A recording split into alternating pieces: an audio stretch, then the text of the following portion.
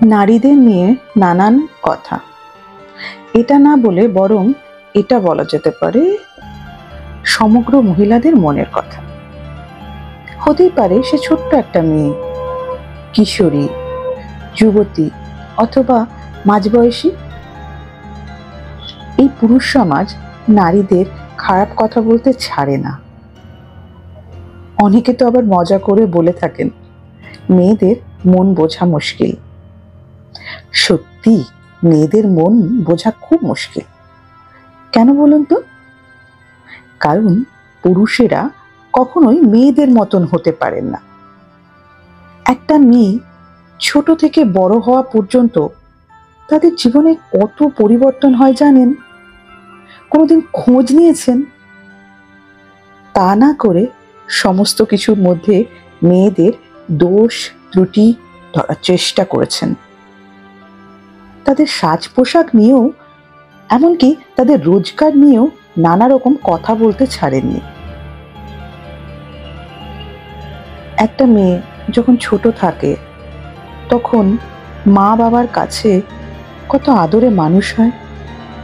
তারপর একদিন ছাড়তে হয় তাদের সেই চেনা ভালোবাসার জায়গা। কোনোদিন আপনাদেরকে এসব ছাড়তে হয়েছে? একটি মেয়ে রাতারাতি বড় হয়ে ওঠে, একটা পরিবারের বউ হয়ে ওঠে। তার মানে তারই সমস্ত দায়িত্ব। সে কোনো ভুল করতে পারে না। একটি মেয়ে যখন ঋতুমতী হয় তখন তার শরীরে কত রকম হরমোনের চেঞ্জ হয়, তার মনের অবস্থার পরিবর্তন ঘটে। হঠাৎ করেই যেন একটা পর্যায় থেকে আর একটা পর্যায়ে চলে আসা।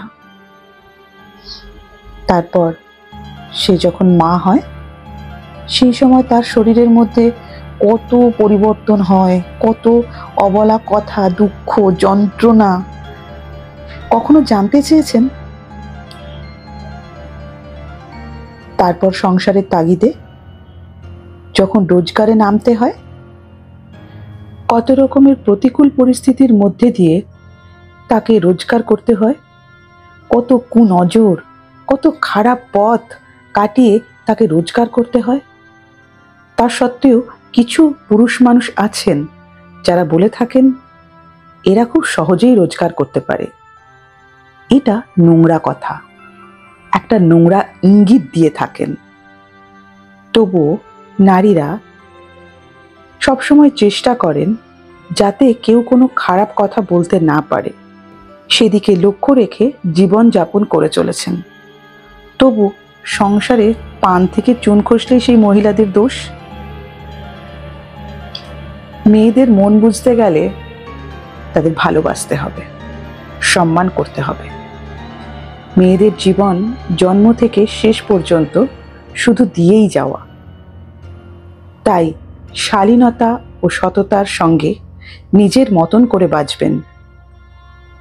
নারী, তুমি যখন একা তখন একাই বাঁচো, তবে একাকিত্বে নয়।